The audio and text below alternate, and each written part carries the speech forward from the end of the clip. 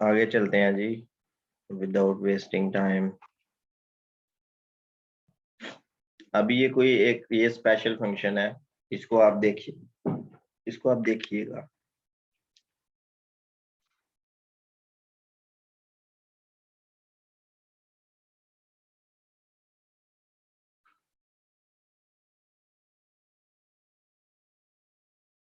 आगे ये एग्जांपल्स भी देखिएगा, ये मेरा मशवरा है आपके लिए।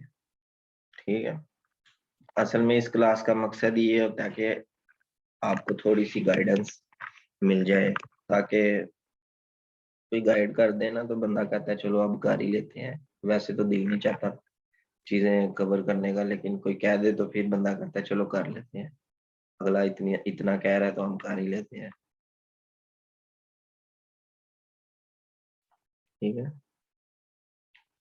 ये कॉम्बिनेशन ऑफ फंक्शंस है, कंटिन्यूस फंक्शंस, ये टॉपिक आपने खुद देखना है। कॉम्बिनेशन में ये होगा कि आप दो तीन फंक्शंस को हैंडल करेंगे। ठीक है, जैसे कॉम्बिनेशन लिमिट्स की थी, आप दो तीन फंक्शंस की लिमिट्स जैसे कंबाइन कर रहे थे ना, ऐसे कंटिन्यूटी भी। बस इसके थ्योरम्स आपने दो तीन थ्योरम्स देखने हैं। जैसे ये थ्योरम है, मतलब एफ कंटिन्यूस है, जी कंटिन्यूस है, तो उनका सम भी क्या होगा, कंटिन्यूस होगा सेम पॉइंट सी पे। उनका डिफरेंस भी कंटिन्यूस होगा, उनका प्रोडक्ट प्रोडक्ट जो है वो भी कंटिन्यूस होगा, स्केलर मल्टीपल भी कंटिन्यूस होगा उसी पॉइंट सी पे। आगे क्वोशंट जो है वो नॉन जीरो फंक्शन एज के लिए है, तो ये भी कंटिन्यूस होगा। ठीक है, ये थ्योरम भी देखिएगा। आगे एग्जांपल्स नहीं छोड़नी है आपने, एग्जांपल्स को जो है ना करना है। जो एग्जांपल्स आती है ना थ्योरम, वो थ्योरम यूज कर रहे होते हैं एग्जांपल में। ये दो तीन एग्जांपल्स हैं। ये जो कॉज फंक्शन है, कॉज फंक्शन पूरी रियल लाइन पे कंटिन्यूस होता है। इसी तरह ऊपर साइन फंक्शन भी होगा, देखें। साइन फंक्शन जो है, साइन थीटा जिसको कह लेते हैं जी, वो पूरी रियल लाइन पे कंटिन्यूस होता है, तो आपने याद रखना है। लेकिन टैन थीटा नहीं होता। आपको पता है टैन थीटा का ग्राफ कैसा होता है? जब वो पाई बाय 2 के करीब जा रहा होता है ना, तो वो इनफाइनाइट हो जाता है, और इधर से ओरिजिन से गुजर के ना तो इस तरफ से इनफाइनाइट हो जाता है -π/2। जब ये थोड़ा आगे जाता है ना, वो फिर इस तरह से जो है ना ऐसे करके, तो इसका इस तरह से ग्राफ होता है, इस तरह ना टैन। तो टैन थीटा आपको ये π/2 पे डिसकंटिन्यूस नजर आ रहा है, -π/2 पे डिसकंटिन्यूस नजर आ रहा है। उसी तरह ये जिस पॉइंट पे इनफाइनाइट हो रहा है, इस जगह पे जो भी पॉइंट होगा ना, उस पॉइंट पे ये टैन थीटा जो है ना वो टैन एक्स कह लेते हैं, ये डिसकंटिन्यूस हो जाएगा। तो लेकिन साइन थीटा और कॉस थीटा नहीं, इनके ग्राफ कुछ इस तरह से होते हैं, ऐसे ऐसे होते हैं, कहीं भी डिसकंटिन्यूस नहीं होता। ठीक है,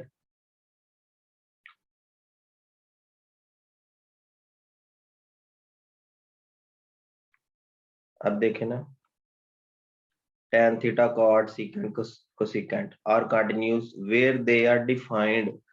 ये वहां कंटिन्यूस है जहां वो डिफाइंड है। डिफाइंड का मतलब है ये वहां कंटिन्यूस है जहां इसका आंसर इक्वल नहीं आएगा इन्फिनिटी या माइनस इन्फिनिटी। तो अगर इन्फिनिटी और माइनस इन्फिनिटी वाले पॉइंट्स को निकाल ही देंगे, तो उसके अलावा जो बाकी बचेंगे पॉइंट्स, उन पे तो ये फंक्शन कंटिन्यूस हो जाएगा। इसका मतलब है डिसकंटिन्यूटी तो हमने रिमूव कर दी है, लेकिन इसका ये मतलब नहीं है कि टैन थीटा पूरी रियल लाइन पे कंटिन्यूस होगा, ऐसा बिल्कुल नहीं है। Tan theta, cot theta, secant theta, cosec theta, ये जो आपके पास चारों रेशियोज है ना, ट्रिग्नोमेट्रिक रेशियोज, ये पूरी रियल लाइन पे कंटिन्यूस नहीं होते। आप इनके ग्राफ्स देखिएगा। ये मैं आपको टास्क देता हूँ कि आपने इनके ग्राफ्स को जो है ना अपने माइंड में बिठाना है कि इनके ग्राफ्स कैसे होते हैं। ठीक है, तो इससे आपको उसकी बहुत सी इंफॉर्मेशन मिलेगी। जैसे आप इनकी डोमेन डोमेन रेंज याद कर सकते हैं। मतलब टैन थीटा की डोमेन क्या होती है, इसकी रेंज क्या होती है, कॉट थीटा की डोमेन क्या होती है, रेंज क्या होती है। तो इसके लिए आप जो है ना कैलकुलस की बुक को देख सकते हैं, या एफएससी पार्ट 1 में चैप्टर नंबर 11 देख सकते हैं मैथ का। चैप्टर नंबर 11 में भी आपको इनकी डोमेन रेंज मिल जाएगी। ठीक है, तो यहाँ पे कह रहा है अगर फंक्शन कंटिन्यूस है तो फंक्शन का मॉड भी कंटिन्यूस है। किसी पॉइंट सी पे। अगर फंक्शन सेट ए पे कंटिन्यूस है तो उसका मॉडुलस भी पूरे सेट ए पे कंटिन्यूस होगा। ये एक इंटरेस्टिंग बात है। असल में मॉडुलस क्या होता है, जैसे ये देखे ना, ये है ना एक फंक्शन एक्स, मतलब ये जो है, ये आपको एक लाइन नजर आ रही है जो ओरिजिन से पास कर रही है। तो जब आप x का मॉड लगाएंगे, जैसे x मॉड है, तो फंक्शन देखें फर्स्ट क्वाड्रेंट में इसका बिहेवियर वही होगा, लेकिन इस क्वाड्रेंट में जो बिहेवियर होगा ना वो बिल्कुल इसके रिवर्स हो जाएगा इस तरह से। तो ये मॉडुलस फंक्शन बन जाएगा। ठीक है, मतलब हमेशा वाई एक्सिस को पॉजिटिव वैल्यूज देगा। वाई एक्सिस की सारी नेगेटिव वैल्यूज जो है ना कर्व के ऊपर, वो सारी आपको वाई एक्सिस की पॉजिटिव साइड पे मिल जाएगी। जैसे देखिए यहाँ पे आपको -2 नजर आ रहा था, तो ये -2 जब आपने मॉडुलस फंक्शन फाइंड किया ना इसका, तो ये -2 यहाँ पे पहुंच गया, यहाँ पे इस जगह पे ये 2 में चेंज हो गया। अगर आपको -3 नजर आ रहा था, वो -3 यहाँ पे था, तो ये -3 अब कहाँ पहुंच गया, यहाँ पे पहुंच गया। इसी तरह अगर कोई कर्व भी हो तो उसका मॉड भी जो होता है ना, वो सारा फर्स्ट और सेकंड क्वाड्रेंट में पहुंच जाएगा मॉडुलस फंक्शन। ठीक है, तो ये स्क्वायर रूट वाली भी बात कर रहा है, ये भी आपने याद रखनी है। कंपोजिशन ऑफ फंक्शंस के थ्योरम्स भी देख लेने हैं, कोई इतनी लंबी चौड़ी बातें नहीं है, बस छोटी छोटी बातें हैं। कंटिन्यूअस फंक्शंस ऑन इंटरवल्स, ये देखें।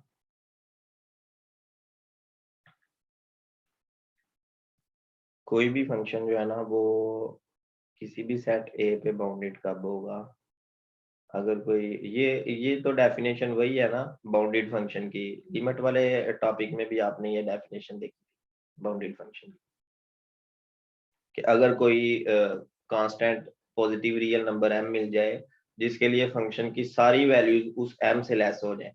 अगर इसको ग्राफिकली देखा जाए तो ये इस तरह से कहना चाह रहा है कि जैसे ये फंक्शन की जो है ना आउटपुट है, तो आउटपुट में आपने इसका सबसे छोटा पॉइंट और सबसे बड़ा पॉइंट लोकेट कर लेना, जैसे ये और ये। तो इसकी एक स्ट्रिप बन जाएगी ना, मतलब फंक्शन की हर वैल्यू जो है ना इसके अंदर अंदर है, मतलब वाई एक्सिस पे इसके अंदर अंदर है, मतलब कर्व के कोरस्पोंडिंग वाई एक्सिस की यही वैल्यूज यूज हो रही है ना। तो अगर आप m जो है वो ओरिजिन से लेके इसके लास्ट पॉइंट से भी बड़ा नंबर ले ले, मतलब इस जगह पे m ले ले, तो फंक्शन की हर वैल्यू इस m से लेस होगी। यही यहाँ पे लिखा हुआ है कि F of x mod is less और इक्वल। जैसे अगर आप इस वैल्यू को चेक करते हैं, इसको आप वाई एक्सिस पे लोकेट करेंगे तो ये यहाँ पे होगा, तो यहाँ पे क्या होगा, ये 4 होगा या 5 होगा, और m की वैल्यू तो फिर इससे ज्यादा ही होगी, 10 कह लेते हैं मिसाल के तौर पे, तो फंक्शन फिर बाउंडेड हो जाएगा। अगर आपको कोई भी m नहीं मिलता तो फंक्शन अनबाउंडेड हो जाएगा। मिसाल के तौर पे एक इस तरह से फंक्शन है tan x कर लें, तो tan x अगर आप सेट a जो है ना हम ले लेते हैं, ए ले लेते हैं जी 0 से लेके ना 2 पाई तक। अब 0 से 2 पाई तक का मतलब है कि 0 यहाँ पे है, पाई/2 यहाँ पे है, पाई यहाँ पे, 3/2 पाई यहाँ पे, और फिर ये 2 पाई यहाँ पे। तो 0 से 2 पाई के दरमियान जाते जाते जब पाई/2 पे आप पहुंचेंगे ना, तो टैन टैन का ग्राफ कुछ इस तरह से होगा, मतलब ये इन्फिनिटी को अप्रोच का। अब इन्फिनिटी का मतलब है कि आपको कोई भी एम ऐसा नहीं मिल रहा, देखे ना, इन्फिनिटी से कंपेयर तो नहीं ना कर सकता कोई रियल नंबर। ठीक है, तो इसलिए फिर क्या होगा कि फंक्शन का आंसर जो है ना वो हर m से बड़ा हो जाएगा, तो फिर फंक्शन अनबाउंडेड हो जाएगा। ठीक? अब बाउंडेडनेस थ्योरम की स्टेटमेंट क्या है, कह रहा है आई ए से बी तक एक इंटरवल है, क्लोज्ड इंटरवल है, बाउंडेड इंटरवल है। आपने एक चीज याद रखनी है, जब क्लोज्ड और बाउंडेड का वर्ड आ जाए ना, तो वो उसका तल्लक कंपैक्टनेस से होता है। आप इसको कंपैक्ट भी कह सकते हैं। मतलब आई जो है ना एक कंपैक्ट इंटरवल है। आपको पेपर में इस तरह से भी कंफ्यूज करने की कोशिश की जा सकती है कि क्लोज्ड बाउंडेड जहां पे भी इकट्ठा आएगा ना वहां पे कंपैक्ट भी यूज किया जा सकता है स्टेटमेंट में। तो आपने इस वर्ड से घबराना नहीं है, इसका यही मतलब है क्लोज बाउंडेड।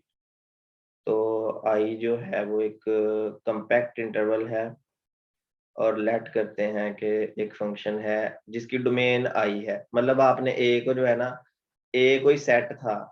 अब सेट में जो है ना डिस्क्रीट पॉइंट्स भी हो सकते हैं, डिफरेंट किस्म के मतलब इंटरवल्स और यूनियन पॉइंट्स भी हो सकते हैं। तो अगर आप इस सेट को इंटरवल से चेंज, इंटरवल भी सेट होता है ठीक है, लेकिन इंटरवल में जो है ना ये सारे ए से बी तक सारे पॉइंट शामिल होते हैं। तो वो जो फंक्शन है वो उस इंटरवल पे कंटिन्यूस होगा, मतलब इस इंटरवल। अब इसका अगर बिहेवियर देखा जाए,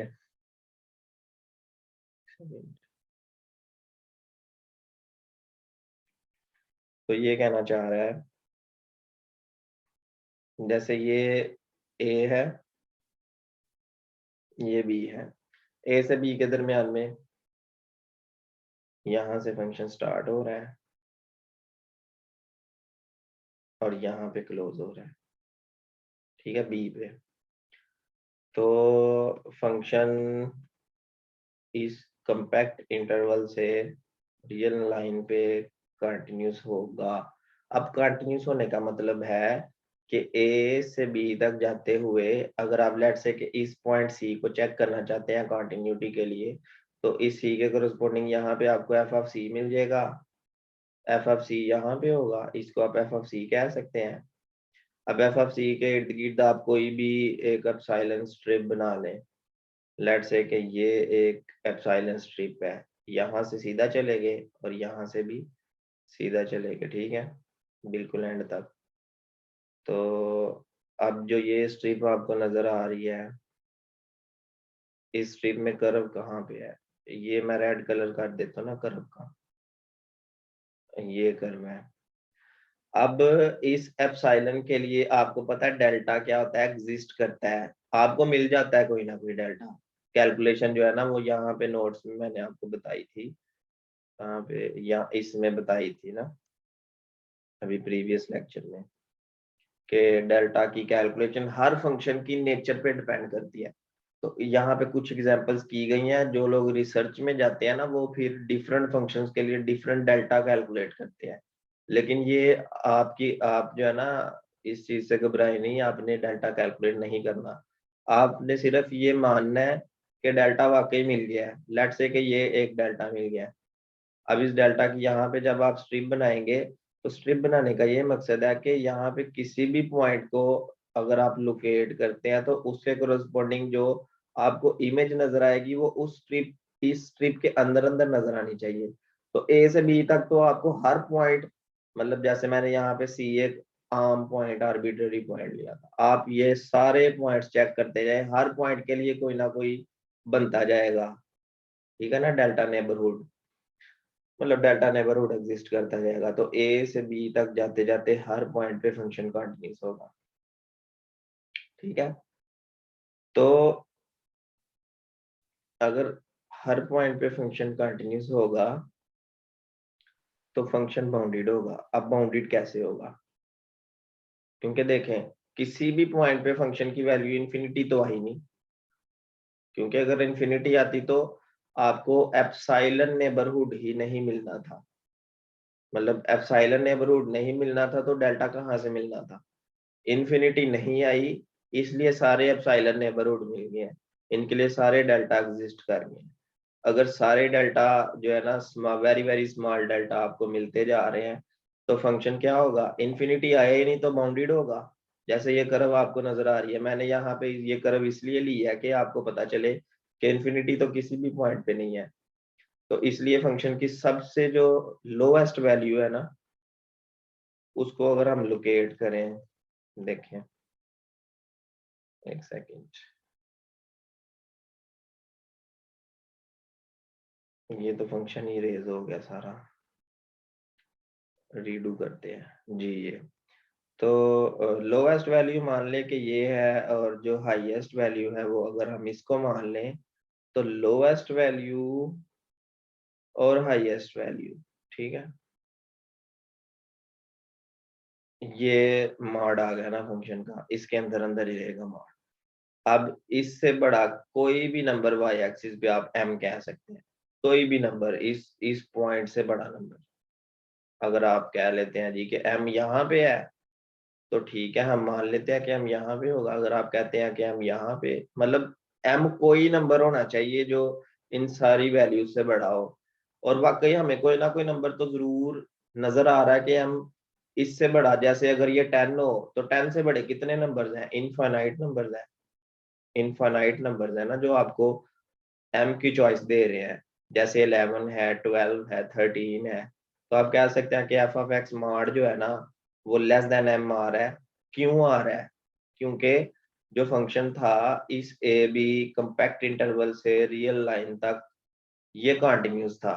कंटिन्यूटी अभी थोड़ी देर पहले हमने चेक की थी कि हर पॉइंट का तो नेबरहुड आपको मिल रहा था, तो इसलिए ये बाउंडेड भी होगा। यही बाउंडेडनेस थ्योरम हमें कहता है कि कंटिन्यूस होने की वजह से ये फंक्शन बाउंडेड भी होगा उसी इंटरवल पे, ठीक है। लेकिन अगर एक बंदा कहता है जी उस इंटरवल के बाहर देखा जाए, जैसे बी से थोड़ा सा आगे जाते हैं, ठीक है ना, इस पॉइंट पे आके फंक्शन इन्फिनिटी हो जाता है, जैसे ये आपको नजर आ रहा है ना, तो हमने तो ए से बी को कंसर्न किया हुआ है ना, बी के बाद इसका क्या बिहेवियर है ये हम कुछ कह नहीं सकते, लेकिन बी से पहले इसका जो बिहेवियर है उसके मुताबिक फंक्शन बाउंडेड है, ठीक है।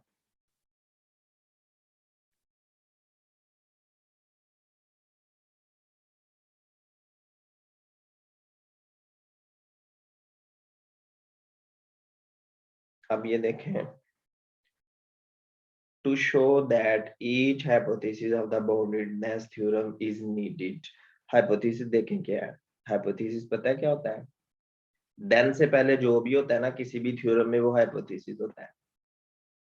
जैसे ये थ्योरम है ना एक, तो इस थ्योरम का जो hypothesis है वो मैं आपको भी बताता हूँ वो क्या है। यहाँ से लेके ना यहाँ तक hypothesis है, और देन के बाद जो है ना वो कंक्लूजन है, ये कंक्लूजन है।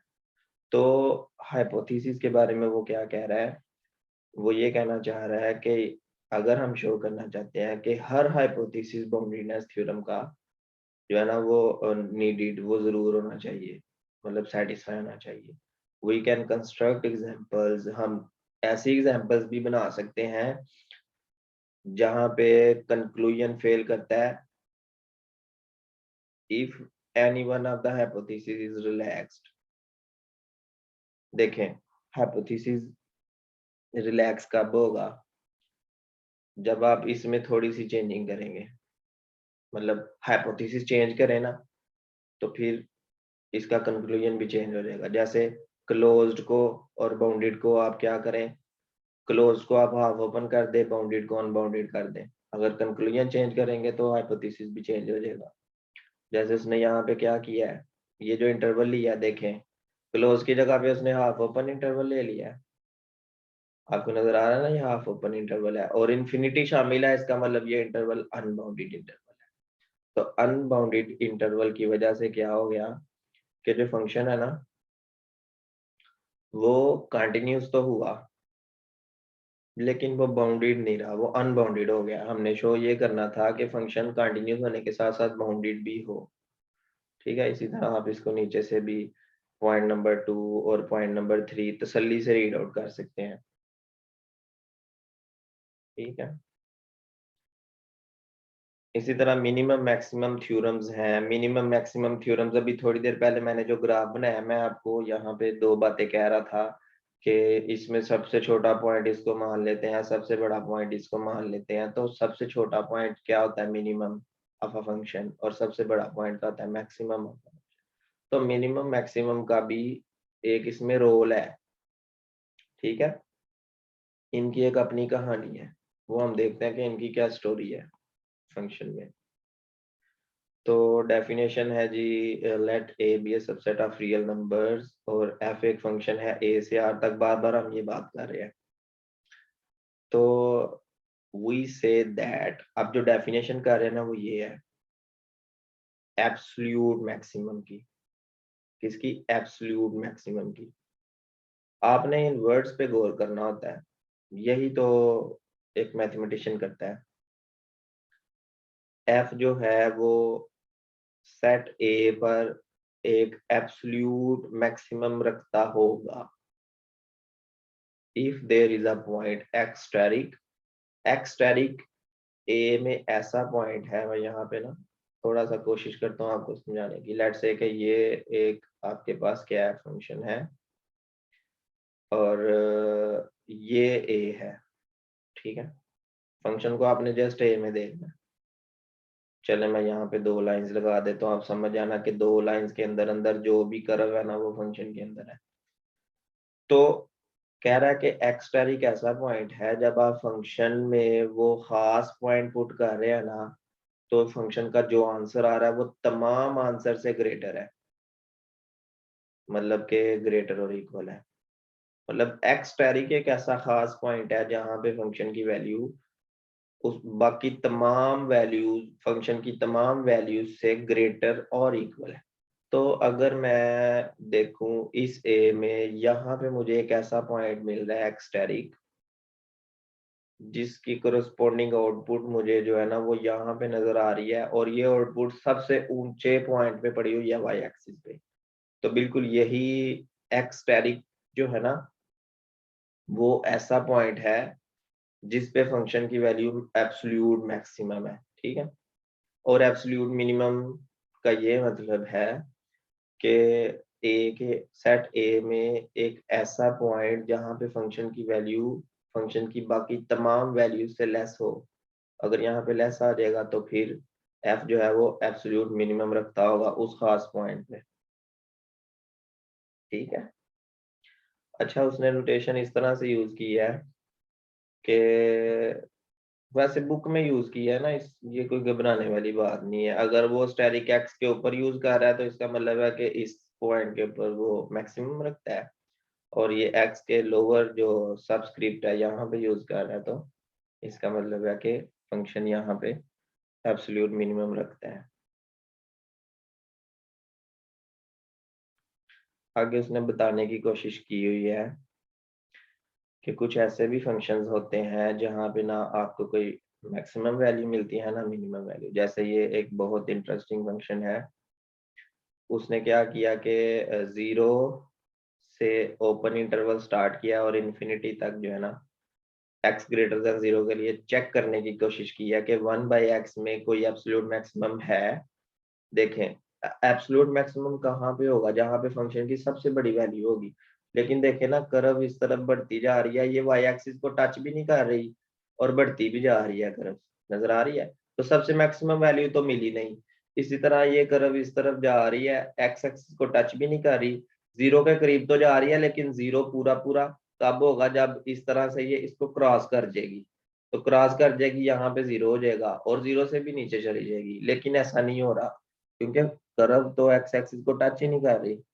इसका मतलब है कि इसने कभी भी एक्स एक्सिस को टच नहीं करना, तो इसका सबसे मिनिमम पॉइंट भी हमें नहीं मिलेगा। तो 5.3.1 की जो डिस्कशन की हुई है उसको अगर हम देखें, ये सी फिगर 5.3.1, तो पहले हमने ग्राफ देखा है, अब इसके बारे में पढ़ते हैं।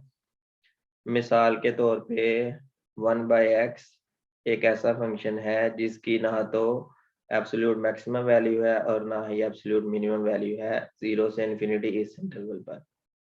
तो अब आपको ये बात कंफर्म हो गई है कि ऐसे फंक्शंस भी होते हैं जिनकी ना तो एब्सोल्यूट मैक्सिमम वैल्यू होती है और ना ही एब्सोल्यूट मिनिमम वैल्यू होती है।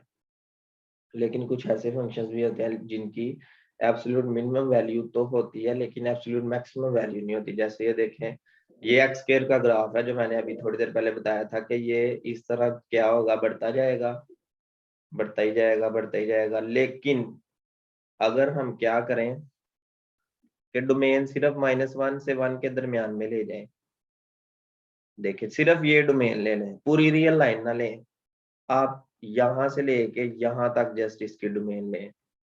तो यहाँ से यहाँ तक डोमेन लेने का मतलब है कि कर्व सिर्फ यहाँ से लेके ऐसे आएगी कर्व, और फिर ये कर्व इस तरफ चली जाएगी, एक्स के टी कर्व। अब यहाँ पे जो मैक्सिमम पॉइंट है वो यहाँ पे इस जगह पे है और इस जगह पे है, ठीक है।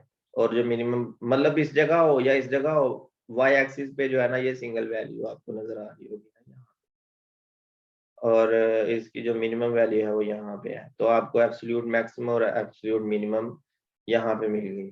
लेकिन अगर आप इसकी डोमेन को चेंज करेंगे, जैसे देखें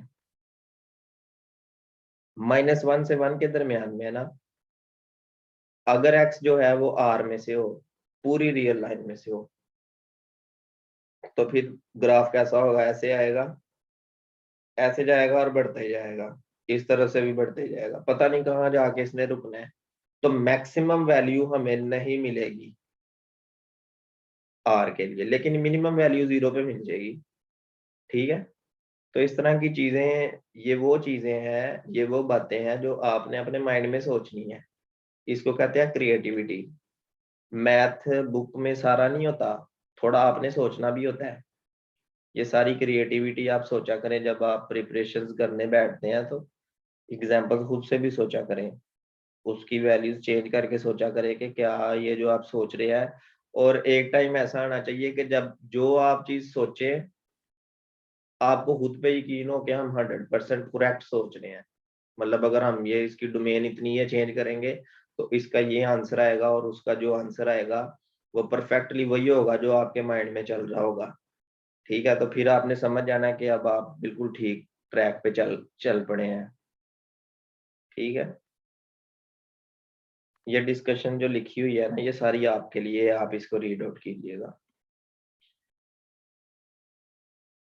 मिनिमम मैक्सिमम थ्योरम क्या है? अब मिनिमम मैक्सिमम थ्योरम का जो है ना, इस ये जो प्रीवियस थ्योरम है इससे बहुत गहरा ताल्लुक है। कौन से थ्योरम से? बाउंडेडनेस थ्योरम से। बाउंडेडनेस थ्योरम अगर दोबारा से पढ़ा जाए तो वो यही है कि आई कोई कंपैक्ट इंटरवल है और फंक्शन कंटिन्यूस होगा तो फंक्शन उसी इंटरवल पे बाउंडेड होगा। सिर्फ दो बातें हैं, कंटिन्यूस होगा तो बाउंडेड होगा, लेकिन हाइपोथेसिस में क्या है कि वो जो इंटरवल है वो कंपैक्ट होना चाहिए। इसी तरह से मिनिमम मैक्सिमम थ्योरम में क्या है? मिनिमम मैक्सिमम थ्योरम में भी वही बात है, क्लोज्ड और बाउंडेड, मतलब कंपैक्ट इंटरवल हो, फंक्शन कंटिन्यूस हो, यहाँ तक हाइपोथेसिस तो फिर सेम है, लेकिन कंक्लूजन चेंज हो गया। कंक्लूजन, इसका भी कंक्लूजन बाउंडेड वाला जरूर होगा। मतलब आप क्या करें कि मिनिमम मैक्सिमम थ्योरम और बाउंडेडनेस थ्योरम से एक ही थ्योरम बना सकते हैं। कैसे? अभी मैं दोबारा से रीड आउट करता हूँ, आप इसको लिख सकते हैं। Let I be a closed bounded interval and let F from I to R be continuous on I, then, अब देन के बाद क्या करना है? then f is bounded on I as well as f has a absolute maximum and an absolute minimum on I। तो as well as से पहले और जो बाद में बोला है ना, वो बिल्कुल इन दोनों थ्योरम्स का मिक्सचर है, एक ये थ्योरम और इससे जो प्रीवियस थ्योरम है, ठीक है। तो जो हमने यहाँ पे ग्राफ बनाया था, यहाँ से देखे ना, अभी मैंने आपको क्या बताया था कि मिनिमम मैक्सिमम का कोई चक्कर है, तो ये वही चक्कर है जो मैंने आपको बाउंडेडनेस थ्योरम प्रूव करते हुए बताया था। प्रूव तो हमने किया नहीं, लेकिन उसको समझा है। तो इसकी मिनिमम मैक्सिमम वैल्यू भी होगी।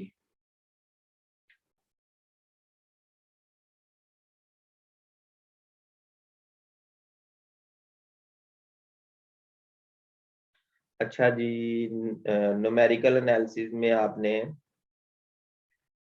बाइसेक्शन मेथड भी किया था। बाइसेक्शन मेथड का जो है ना, यहाँ पे रियल एनालिसिस में एक रिजल्ट है। आप समझे कि इस रिजल्ट के बाद वो बाइसेक्शन मेथड बना था। ये रिजल्ट क्या कहता है? ये रिजल्ट हमें कहता है कि आई एक इंटरवल है, फंक्शन कंटिन्यूस है इंटरवल पे। तो अब यहाँ पे जो है ना, आपको मैं एक खास बात बता दूं। रूट, जब रूट का जिक्र आएगा ना, जब भी कभी रूट का जिक्र आएगा, तो फंक्शन की जो कर्व होगी या ग्राफ होगा, वो 100% एक्स एक्सिस को टच करेगा। ठीक है, 100% कर्व एक्स एक्सिस को टच करेगी।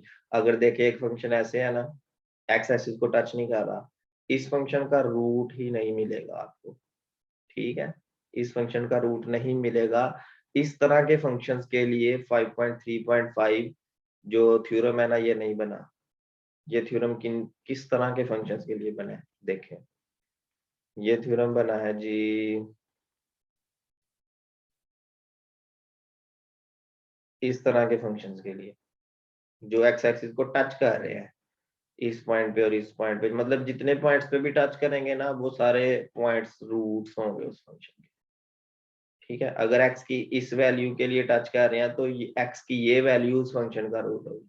अगर इस वैल्यू पे टच कर रहे हैं तो एक्स की ये वैल्यू इसी कर्व पे जो फंक्शन होगा ना एफ ऑफ एक्स, ये उसका रूट होगी। ठीक है, तो अब आप ये देखें कि ये फंक्शन का बिहेवियर है ना, तो फंक्शन का बिहेवियर हम एक खास इंटरवल ए बी में ले लेते हैं। मैं यहाँ पे अगर इसको बनाऊं तो ये ज्यादा बेहतर है। ठीक, इधर से इसको न्यू ओपन कर लेते हैं जी। ये हमारे पास आ गया 2D प्लेन आ गया और ये हमारे पास फंक्शन आ गया। अब हम क्या करते हैं कि ये हम ले लेते हैं ए और ये हम ले लेते हैं बी। ठीक है, अब ए पर जो आंसर है ना वो ये है F of A. F of A is less than 0, क्योंकि देखिए ये जो आंसर है ना ये यहाँ पे है और ये 0 से तो नीचे ही है ना, तो ये लेस देन 0 है। और बी पे जो आंसर है ना वो यहाँ पे एफ ऑफ बी। और अगर इसको वाई एक्सिस पे लोकेट किया जाए तो ये कुछ यहाँ पे आ जाता है एफ ऑफ बी, और एफ ऑफ ए यहाँ पे था। तो 0 जो है वो एफ ऑफ बी से छोटा है। तो ये वो बात हो गई जो यहाँ पे लिखी हुई है। अगर अगर मतलब इफ ये चीज होल्ड करे, तो ये चीज कौन इस फंक्शन पे होल्ड कर रही है ना, ए से बी तक जो मैंने यहाँ पे कर्व बनाई है, इसके लिए ये चीज होल्ड कर रही है, तो आप आगे चल सकते हैं। तो उसने दूसरी बात ये कही है कि दूसरी तरह ऐसे भी हो सकता है कि फंक्शन कुछ ऐसा हो।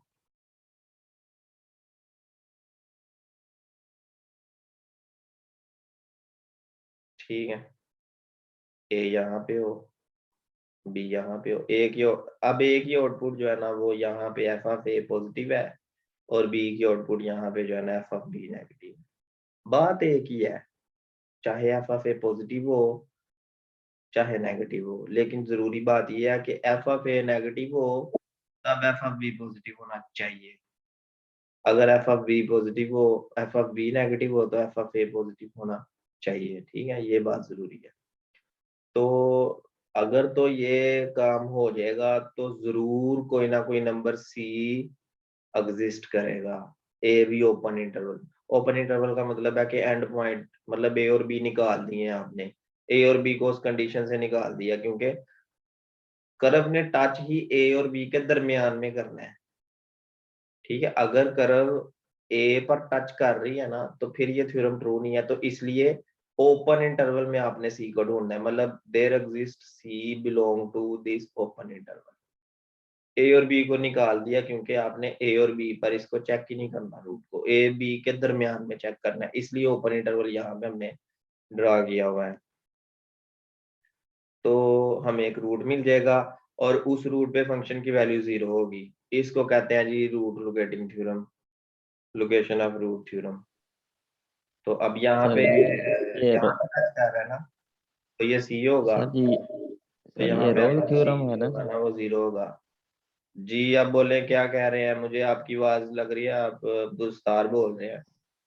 जी जी सर जी, हाँ जी बोले। ये रोल थ्योरम इसी तरह है ना सर जी जो कल क्लास में हम पढ़ थे।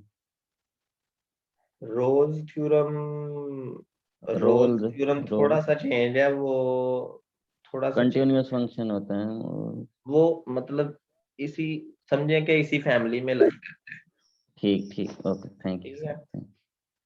अब देखे ना, आपके जेहन में थोड़ा सा आया लेकिन कंफर्म नहीं आया। जब आप कंफर्म होना शुरू हो जाएंगे ना, आप समझ जाएंगे आपकी तैयारी होना शुरू हो गई है। जी सर। बस अगर आपके थैंक यू ध्यान में सर। रोल्स थ्योरम आया है तो उसको आप फौरन से ओपन करके तो देख लें कि इसमें और उसमें क्या डिफरेंस है। 1 मिनट लगता है, उस 1 मिनट को हम नहीं यूज करते और बाद में हमें फिर परेशानी होती है। ठीक है, तो आप लेक्चर के बाद जरूर रोल्स थ्योरम की स्टेटमेंट को देखिएगा। ठीक है, जरूर जरूर सर जी, थैंक यू थैंक यू। हाँ। अब बाकी ये बाय सेक्शन मेथड से एग्जांपल कर रहा है, ये न्यूमेरिकल एनालिसिस में हम बाद में देखेंगे, अभी फिलहाल आप इस एग्जांपल को ना भी देखें तो है। जब हम न्यूमेरिकल एनालिसिस का कोर्स स्टार्ट करेंगे तो उसमें हम मेथड्स को जो है ना जल्दी जल्दी से देख लेंगे।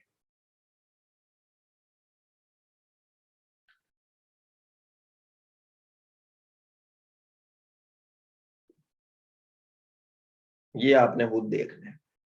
अब आप इतना तो देख ही सकते हैं। ठीक है, ये क्रोलॉजी भी देखिएगा। ये बिल्कुल उस थ्योरम जैसी है।